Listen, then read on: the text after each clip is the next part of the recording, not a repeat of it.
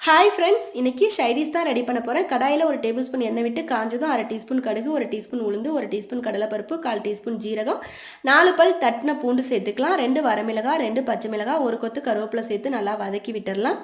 இப்போ இது கூட ஒரு பெரிய வெங்காயத்தை பொடியாக நறுக்கி சேர்த்துக்கிறேன். சேர்த்துட்டு வதக்கி விட்டுக்கலாம்.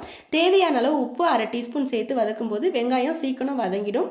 இப்போ இது கூட 4 தக்காளி பழத்தை நீல வாக்கில் கட் பண்ணி வச்சுருக்கேன், அதையும் சேர்த்துக்கலாம். சேர்த்துட்டு வதக்கி விடணும். தக்காளி கொஞ்சம் நேரம் வதங்கினதும் மூடி போட்டு 5 to 6 நிமிஷம் இதை நல்லா வேக வச்சிடலாம்.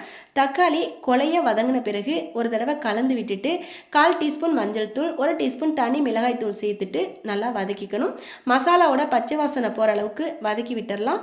அவ்வளோதாங்க, ரொம்பவே சூப்பரான தக்காளி வெங்காய தொக்கு ரெடி ஆயிடுச்சு. இது கூட நறுக்குன மல்லித்தலையை தூவிட வேண்டியதான். இட்லி, தோசை, சப்பாத்திக்கு ரொம்ப நல்லா இருக்கும். ட்ரை பண்ணி பாருங்கள். பிடிச்சிருந்தா லைக் பண்ணுங்கள்.